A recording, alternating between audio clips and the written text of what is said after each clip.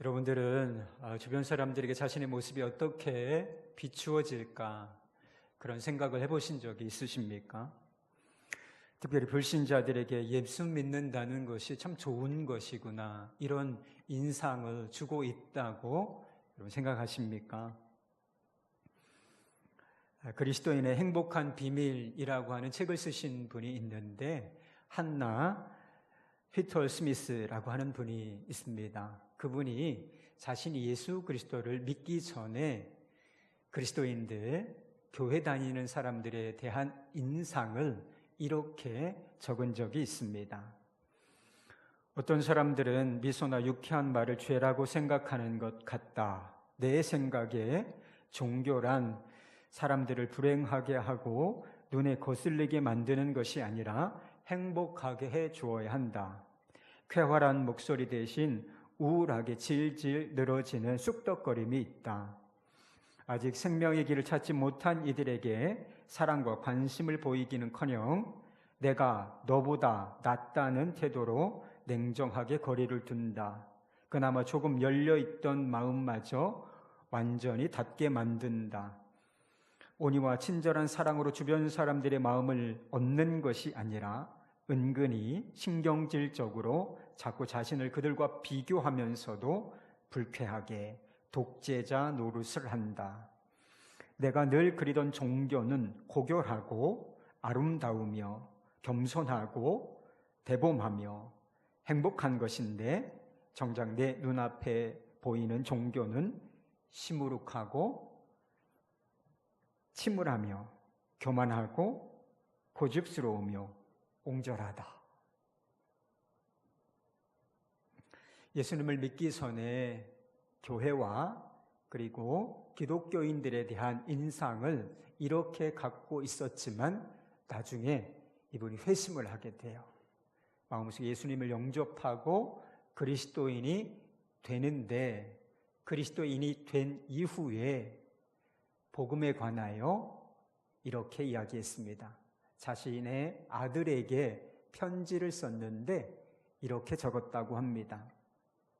복음은 사람들을 속박하는 율법이 아니라 행복하게 해주는 기쁜 소식이다. 여러분 아멘입니까? 여러분 행복하신가요? 혹시 다른 사람들에게 예수를 믿는다는 것이 우울하고 교만하며 옹졸한 것이다. 그런 인상을 주고 계시지는 않습니까? 그렇다면 우리는 주변 사람들로 하여금 예수님과 교회에 대하여 마음을 닫게 만드는 우를 범하고 있는 것입니다. 복음은 사람을 행복하게 만드는 기쁜 소식인데 왜 우리는 복음을 우울한 것이라 하는 인상을 사람들에게 주는 것일까요? 그것은 역설적이게도 지금 오늘 본문 말씀처럼 예수님께서 우리에게 말씀하신 대로 애통하는 자의 행복을 우리가 누리고 살지 못하기 때문이 아닐까 싶습니다. 그럼 우리는 행복이라고 하는 단어와 기쁨이라고 하는 단어를 구분해서 쓰고 있습니다. 단어가 다르다라고 하는 것은 다른 면이 있다라고 하는 뜻이에요. 그러나 행복과 기쁨은 상당 부분 겹치는 것입니다. 겹치는 개념이라는 것이죠. 행복이라는 개념이 조금 더 크고 행복이라는 울타리가 조금 더 큰 것인데 그 안에 행복을 채우고 있는 것이 무엇인가? 바로 기쁨이라는 것입니다. 여러분 행복한 사람은 어떤 사람이죠? 기뻐하는 사람인 거예요. 인생을 살면서 우리가 피하고 싶어하는 것이 있습니다. 슬픔과 눈물인 것이죠. 사람들은 슬퍼하며 우는 것을 행복이라고 생각하지 않아요. 불행이라고 생각합니다. 예전에 그런 코미디 프로그램이 있었죠. 웃으면 복이 와요. 웃으면 복이 와요. 아멘이죠 뭐. 그런데 애통하는 자는 복이 온다. 애통하는 자는 행복하다. 세상에 그런 개념은 없다는 것입니다. 그런데 예수님께서는 슬퍼하며 우는 자는 행복하다, 그렇게 말씀하셨습니다. 그렇다면 예수님께서 애통하는 자다, 슬퍼하는 자다, 그렇게 말씀하신 사람들이 어떤 사람들일까요? 사실 슬픔이라는 것은 인간 안에 있는 자연스러운 감정이기도 합니다. 우리가 정말 메마르고 독한 사람을 지칭할 때 어떤 표현을 쓰느냐면 바늘로 찔러도 피 한 방울 안 나올 것 같은 사람이다, 정말 독종이야, 이런 이야기를 하죠. 그런데 인생을 살면서 눈물 한 방울 흘리지 않는 사람이 있다면 그 사람은 정말 독하고 메마른 사람일 것입니다. 지금 아시안 게임이 진행 중에 있습니다. 이제 거의 끝나갈 무렵이 된 것 같은데요. 텔레비전 중계를 보면 선수들이 가끔 우는 장면을 볼 수가 있습니다. 승리하고 기쁨의 눈물을 흘리기도 하고 패배하고 아쉬움의 눈물을 흘리기도 하는 모습을 우리가 종종 보게 되는 것입니다.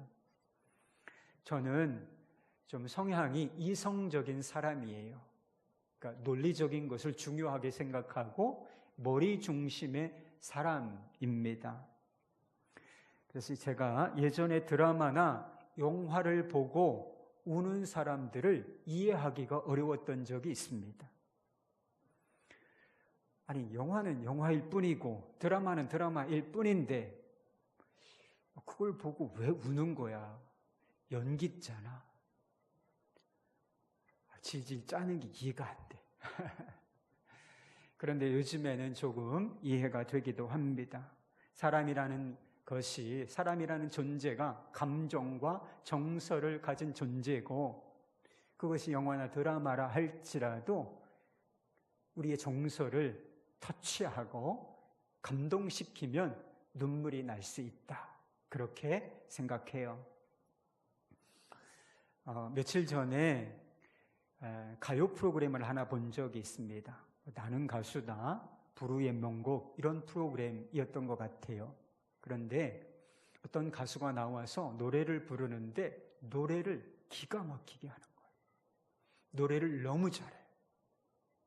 네, 이 카메라가 방청색을 쭉 이렇게 비추는 장면이 있었는데 여러 사람이 그냥 눈물을 쭉 하고 흘리는 장면을 봤습니다.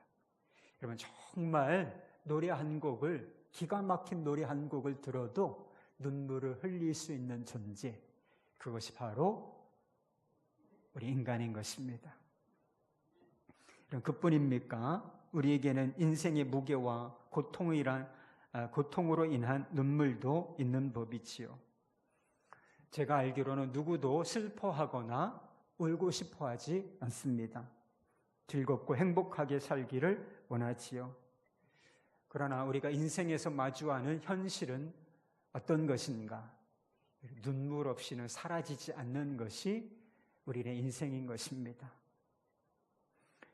예수님께서는 이 땅에 사는 인생들을 향하여 그런 표현을 쓰셨던 적이 있습니다. 수고하고 무거운 짐진 자들아. 수고하고 무거운 짐진 자들아. 여러분, 이게 바로 인생에 관한 정의요, 우리의 정체성인 것입니다.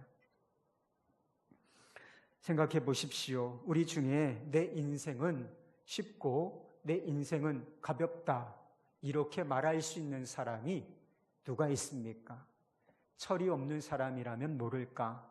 인생의 깊이와 인생의 맛을 아는 사람이라면 절대로 그렇게 이야기할 수가 없습니다. 수고하고 무거운 짐을 지고 가는 인생들에게 슬픔과 눈물은 필수품이 되어버리고 만 것입니다. 인생을 살다 보면 쉬운 것이 하나도 없다는 사실을 깨닫게 돼요. 뭐 하나 내 마음대로 시원하게 되는 것이 없다, 그렇게 느끼시는 분들 많이 있으시지요. 너무 억울해할 것이 없습니다. 여러분만 그런 게 아니라 사실은 모든 인생이 다 그런 느낌을 가지고 살기 마련인 것입니다. 세상 사는 거 쉬운 일 하나도 없습니다. 공부하는 거 쉬울 것 같아요? 공부하는 거 쉽지 않습니다. 먹고 사는 일, 여러분 결코 쉬운 일이 아니에요. 직장에서 경쟁하며 살아남는 일, 결코 쉬운 일이 아닙니다. 자녀를 양육하고 부모를 복양하는 일, 결코 쉬운 일이 아닌 것입니다. 이렇게 수고하고 무거운 인생을 살다 보면 그 인생의 무게에 눌려서 탄식과 눈물이 절로 터져 나올 때가 있는 것입니다. 여러분, 우리는 부자는 행복할 것이라고 생각합니다. 부자는 삶이 좀 수월할 것이라고 생각하지요. 그러나 부자들도 삶이 무겁기는 마찬가지입니다. 이름만 되면 아는 재벌이 있습니다. 그런데 그 재벌이 작년에 어떤 사건과 연루되어서 재판을 받게 되었는데 이 재판부에게 선처를 호소하면서 눈물을 흘렸다는 소식이 신문에, 뉴스에 보도되었던 적이 있습니다. 여러분, 우리나라 최고 부자라니까요. 그런데 그 사람도 결코 인생의 눈물은 피해갈 수가 없었다라고 하는 사실을 보여주는 것입니다. 저는 비교적 젊은 나이에 가족과 사별한 경험을 가지고 있습니다. 사랑하는 사람을 지켜주고 또 그의 생명을 붙들어주고 싶었지만 그렇게 할 수 없는 현실, 그런 사람의 마음을 여러분 알고 계십니까? 그때 얼마나 울었는지 몰라요. 그때 정말 많이 울었습니다. 인생에는 수고의 눈물이 있습니다. 상실과 사별의 눈물도 있지요. 이 눈물을 피해갈 수 있는 사람은 우리 중에 아무도 없습니다. 여러분, 인생이 무엇인가? 제가 조금 살아보니까 조금 느껴지는 것이 있습니다.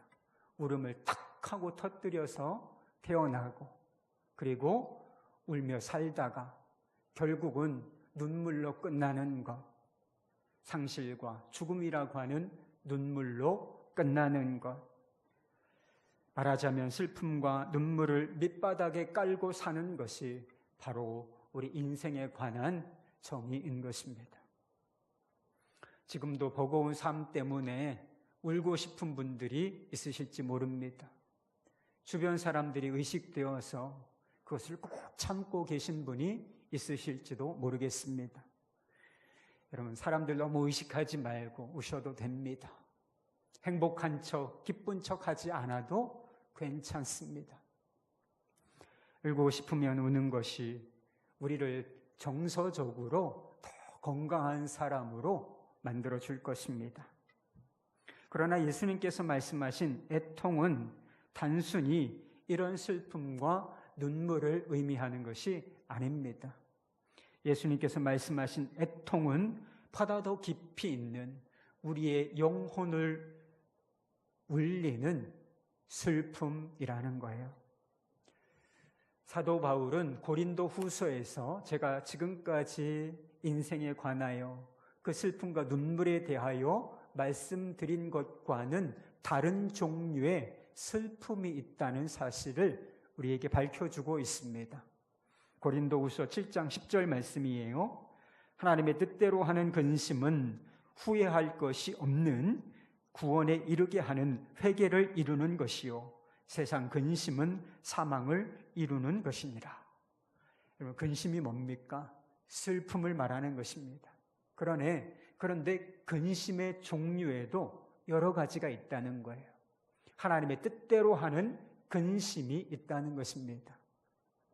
그것이 바로 예수님께서 오늘 우리에게 말씀하신 애통인 것입니다. 그런데 그 슬픔은 우리에게 저주가 되는 것이 아니라 회개와 구원, 우리에게 생명을 주는 경건한 슬픔이라 하는 사실인 거죠. 지난주에 심령이 가난한 자의 행복에 대해서 말씀을 드렸습니다. 심령이 가난한 사람은, 마음이 가난한 사람은 행복하다, 이렇게 말씀드렸어요.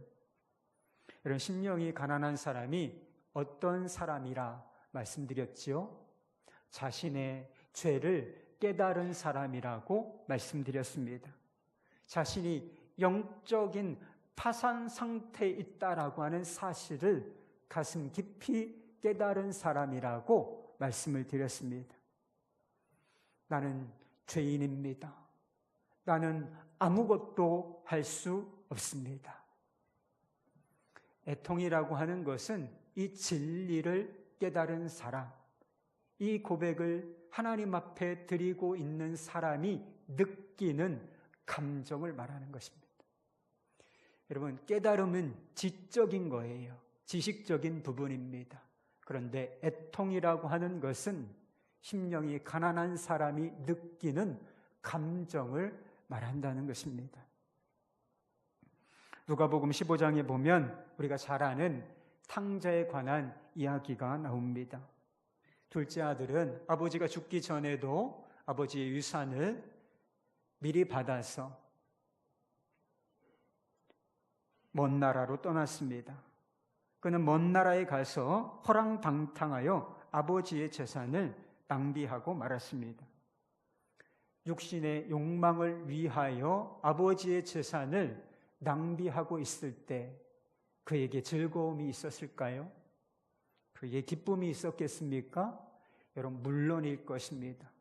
육신의 욕망을 위하여 사는 삶에도 어느 정도 기쁨이 있기 마련인 것이죠.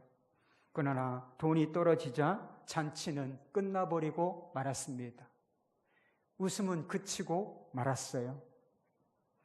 비로소 그는 가난이라는 것이, 그리고 외로움이라는 것이 무엇인지를 깨닫게 되었습니다. 돼지가 먹는 쥐엄 열매로 배를 채우고자 했지만 그마저도 주는 사람이 없어서 줄인 배를 움켜 쥐어야 했다고 했습니다. 그는 자신의 비참한 모습을 발견하고 깨닫고 이렇게 고백하지요. 나는 여기서 주려 죽게 되었구나. 자신이 영적으로 거지가 됐다. 완전한 거지가 됐다. 파산 상태에 이르게 되었다라고 하는 것을 스스로 고백하게 된 것입니다. 아버지의 집을 의기양양하게 떠나올 때와는 완전히 마음의 상태가 달라졌어요. 빈 마음이 되었습니다. 가난한 마음이 되었던 거예요. 바로 이런 상태를 심령이 가난하다라고 부르는 것입니다. 성경의 탕자애가 슬퍼했다, 가슴을 치며 울었다, 이런 이야기는, 이런 문구는 찾아볼 수가 없습니다. 그러나 이것이 실제 상황이라면 나는 여기서 주려 죽게 되었구나. 내가 하늘과 아버지께 죄를 지었습니다. 이런 고백을 아무런 느낌도 없이, 감정도 없이 할 수 있겠습니까? 그럴 수는 없는 일이죠. 아마 이것을 우리가 연극으로, 뮤지컬로 만든다면 아마 탕자가 펑펑 우는 장면이 분명히 나오고야 말 것입니다. 누가복음 18장에 보면 예수님께서 성전에 올라가서 기도하는 두 사람에 관해서 이야기하신 적이 있습니다. 한 사람은 바리새인이었습니다. 이 바리새인은 서서, 사람들이 잘 보이는 곳에 서서 하늘을 향하여 고개를 쳐들고 이렇게 기도했습니다. 하나님이여, 나는 다른 사람 곧 토색, 불의, 간음하는 자들과 같이 아니하고 이 세리와도 같이 아니함을 감사하나이다. 나는 일에 2번씩 금식하고 또 소득의 11조를 드리나이다.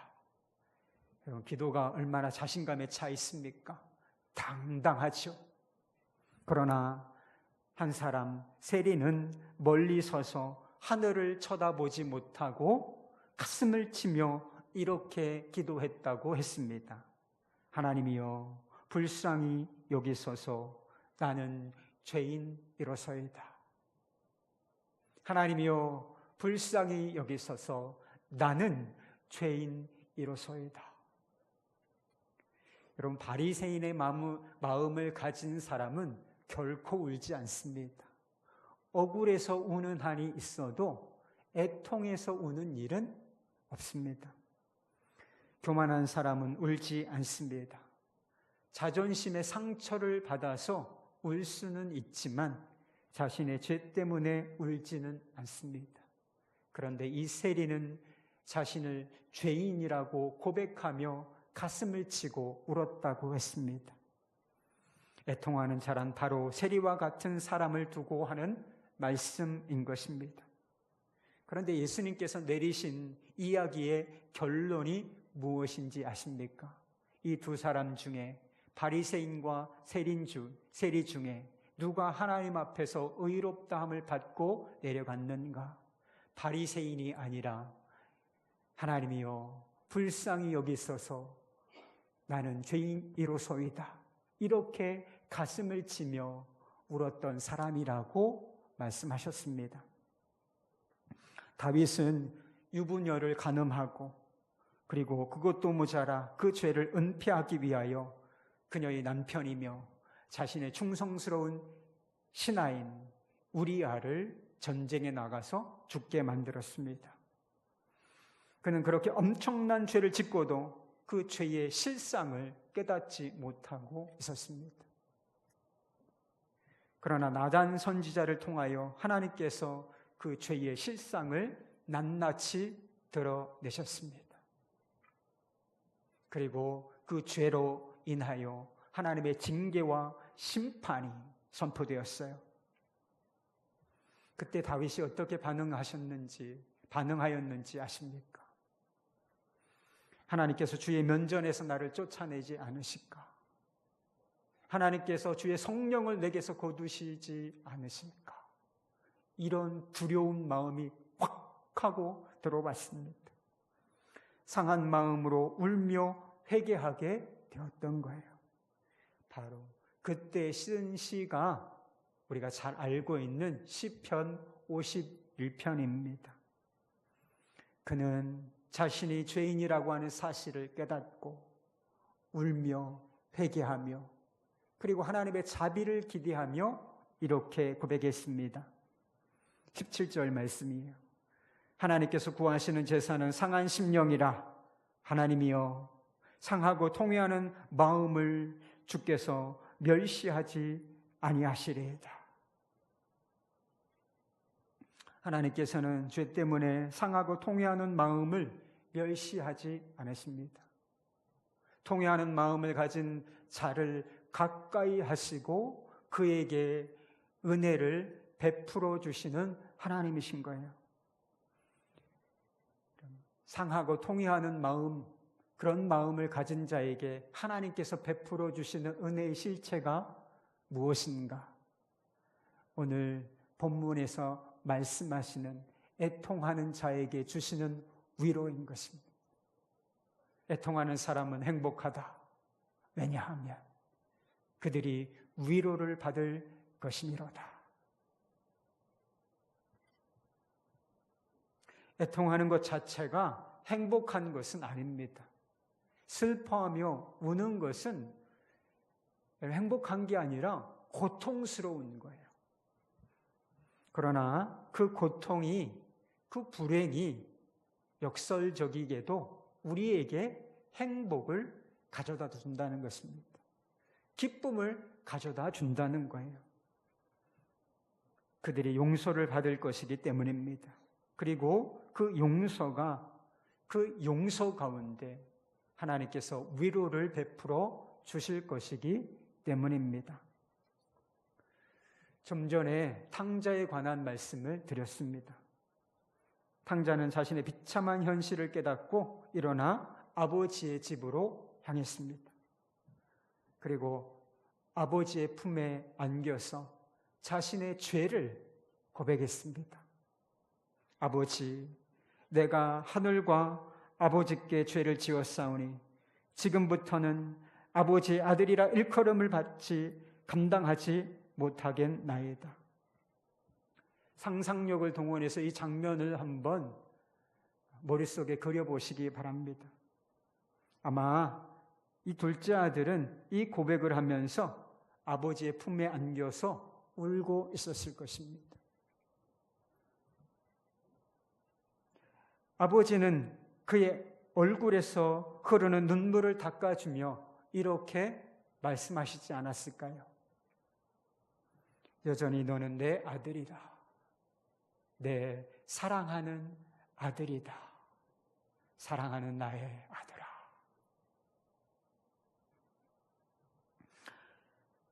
아버지는 살진 송아지를 잡아서 잔치를 벌였습니다. 기쁨의 잔치가 벌어진 것이죠. 아버지와 함께 가족들과 그리고 이웃들과 함께 아버지의 상에서 먹고 마시며 탕자는 또 울지 않았을까 싶습니다.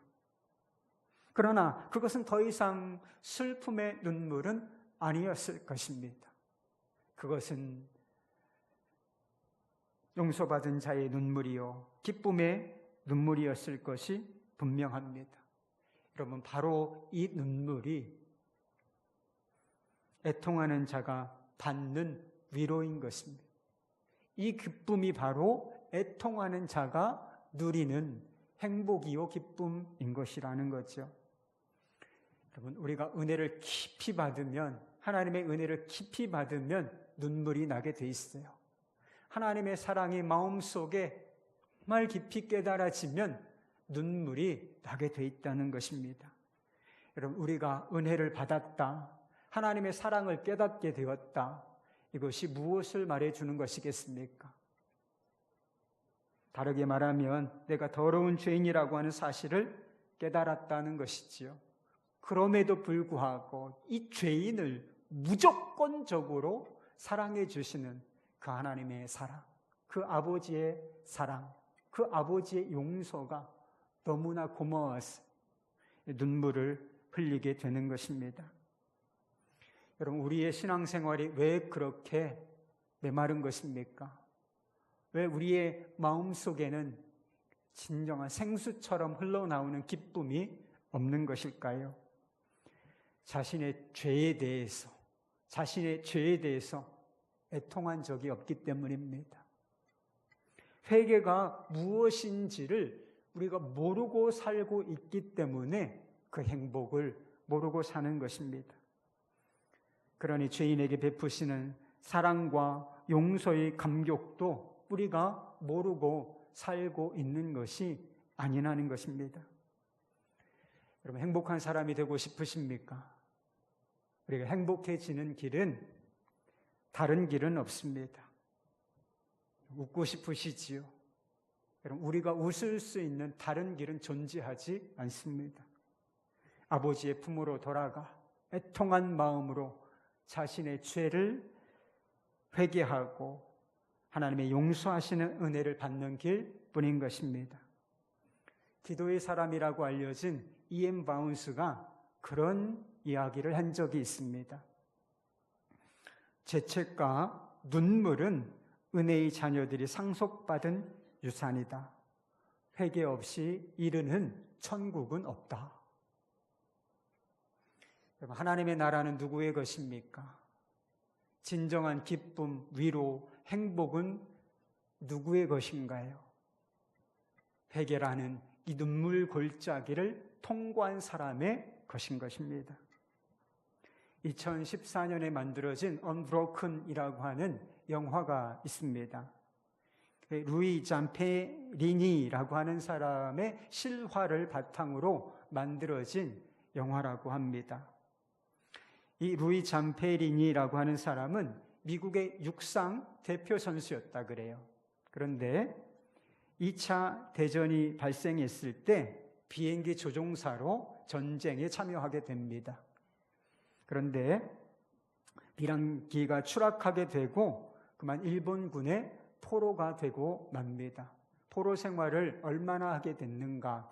850일 동안 포로 수용소에 갇히게 되었는데 이 악랄한 간수들이 그를 무자비하게 폭행하고 고문을 가했다는 것입니다.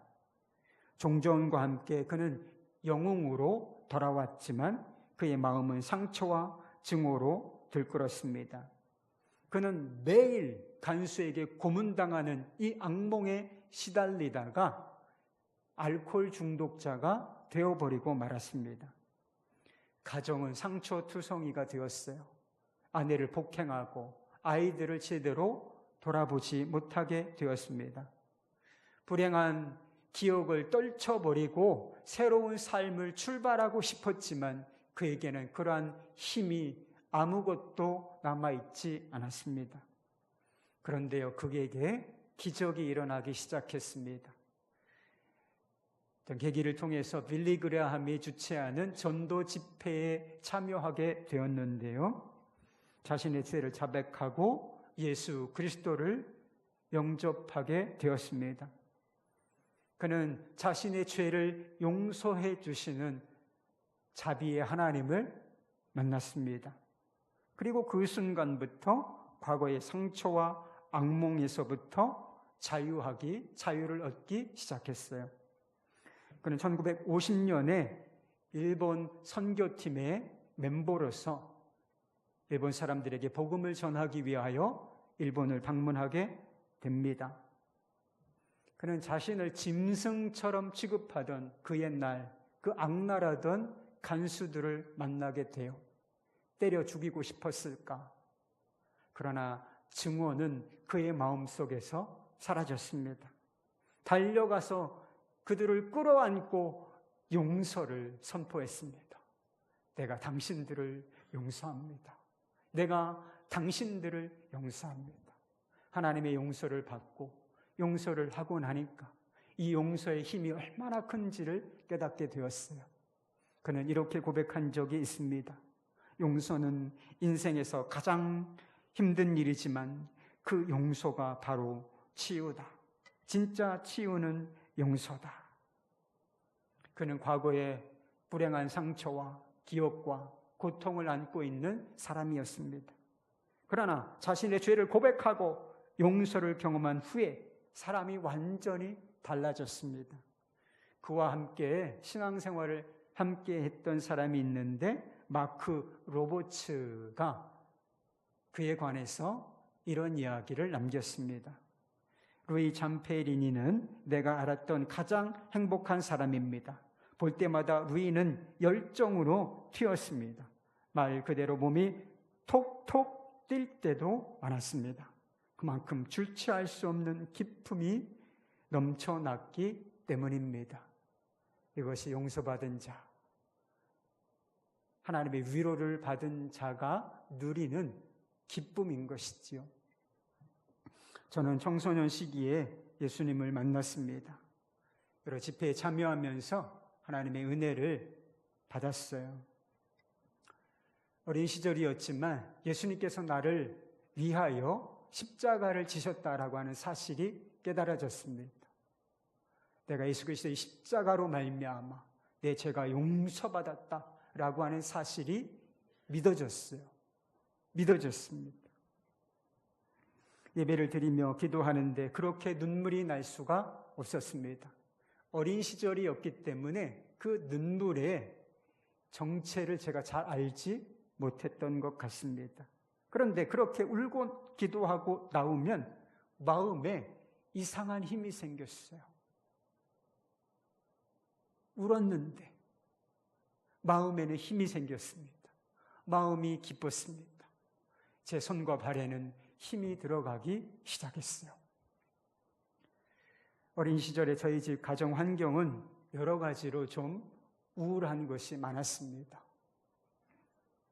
다 이야기해드리기가 좀 어렵지만 우울한 일들이 여러 가지 있었습니다.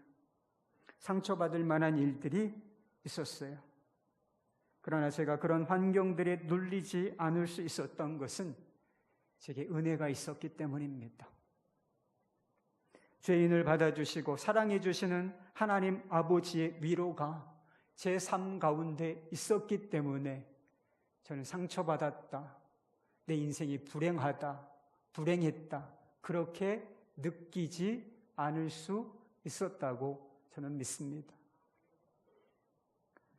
우리에게 무엇보다 큰 위로가 되는 것이 있습니다. 그것은 위로의 본체이신 위로자가 우리와 항상 함께 하신다는 사실입니다. 용서와 사랑의 근거이신 예수 그리스도께서 멀리 계신 것이 아니라 바로 우리와 함께 내 안에 계시다는 것, 이것이 가장 큰 위로가 된다는 사실입니다. 예수님께서는 이 땅에 오셔서 많이 우셨습니다. 한 번도 웃지 않으셨다, 저는 그럴 거라고 생각하지 않습니다. 많이 우시고 또 잔치에 참여하셔서 많은 사람들과 함께 기뻐하셨을 것이라고 믿습니다. 그런데 이상하게 성경은 예수님이 웃으셨다라고 하는 기록은 남기지 않았습니다. 그렇지만 우셨다는 기록은 여러 군데 남겨놓았습니다. 사별의 고통 때문에 울고 있는 사람들을 보시고 나사로의 무덤 앞에서 예수님은 비통히 여기며 우셨다고 했습니다. 산에 올라가 심판의 날을 앞두고 있는 예루살렘을 바라보시며 우셨다고 하셨습니다. 예루살렘아, 예루살렘아. 십자가를 앞두고 겟세마네 동산에서 기도하시면서 심한 통곡과 눈물을 흘리셨다라고 기록하고 있습니다. 십자가 위에서도 절규하며 부르짖으며 우셨다고 말씀하고 있습니다. 나의 하나님, 나의 하나님, 어찌하여 나를 버리셨나이까? 여러분, 눈물 없이 이 고백을 할 수 있겠습니까? 왜 예수님께서 이 땅에 오셨는지 생각해 보신 적이 있습니까? 왜 기쁨 그 자체, 행복 그 자체이신 예수님께서 이 땅에 오셔서 그렇게 통렬한 눈물을 흘리셔야 했는지 여러분은 생각해 보신 적이 있으십니까? 사실은 우리를 대신하여 울어주시기 위하여 오신 것입니다. 우리 눈에서 흐르는 눈물을 닦아주시기 위하여 예수님은 그 행복을 포기하시고 이 땅에 오셔서 오신 것입니다. 우리에게는 아직도 죄가 남아있고 죄로 넘어지는 연약함이 있습니다. 또 그로 인한 고통도 있습니다. 삶의 질고와 고통으로 인한 눈물도 있지요. 여러분, 누가 우리를 대신해서 울어줄 수 있습니까? 누가 나를 위해서 대신 울어줄 사람이 있는가? 여러분, 기대하지 마세요. 아무도 없습니다. 그러나 오직 한 분, 나를 대신하여 울어주신 분이 계십니다. 울어주실 분이 계십니다. 내 눈에서 흐르는 눈물을 닦아주실 분이 계시다. 그분이 바로 우리 안에 오신 예수 그리스도이신 것입니다. 우리 안에서 죄가 발견되어질 때마다 여러분, 그것을 가볍게 여기지 마시고 정말 통렬한 마음으로 십자가를 붙들고 그 죄를 고백하시기 바랍니다. 주님께서 우리의 죄를 용서하시고 용서받은 자의 위로를, 기쁨을 우리 안에 회복시켜 주실 것입니다. 삶의 무게에 눌려 탄식과 눈물이 터져나올 때마다 인생은 그런 거야 라고 생각하지 마시고 기도의 자리에 나가서 눈물 흘리며 기도해 보시기를 바랍니다. 그러면 주님께서는 우리 눈에서 흐르는 눈물을 친히 닦아주시고 위로해 주실 것입니다. 우리 마음에 새로운 기쁨, 활력, 힘을 허락해 주실 것입니다. 당분간은 죄로 인한 슬픔, 그 고통이 없어지지 않을지도 모릅니다. 고난과 상실로 인한 눈물이 우리 눈에서 마르지 않을지도 모르겠습니다. 그러나 언젠가는 예수님께서 우리의 삶에서 모든 죄와 슬픔을 제거하실 때가 올 겁니다. 우리 눈에서 흐르는 눈물을 완전히 씻어주시고 우리 완전한 기쁨을 선물해 주실 때가 반드시 오고야 말 것입니다. 성경은 분명히 그날이 올 것이라고 말씀하고 있습니다. 계시록 21장 4절 말씀, 모든 눈물을 그 눈에서 닦아 주시니 다시는 사망이 없고 애통하는 것이나 곡하는 것이나 아픈 것이 다시 있지 아니하리니 처음 것이 다 지나갔음이로라. 여러분, 이때를 내다보십시다. 이때를 내다보고 내일도 새로운 삶을 힘있게 출발해 보시기를 바랍니다. 오늘은 성찬을 받습니다. 성찬은 죄인을 사랑하시는 하나님의 사랑을 체험하는 시간입니다. 죄인을 무조건적으로 받아주시는 하나님의 위로를 체험하는 시간입니다. 우리 다 같이 하나님의 사랑에 감격하는 마음으로 이 용서의 성찬에, 사랑의 성찬에 참여하시는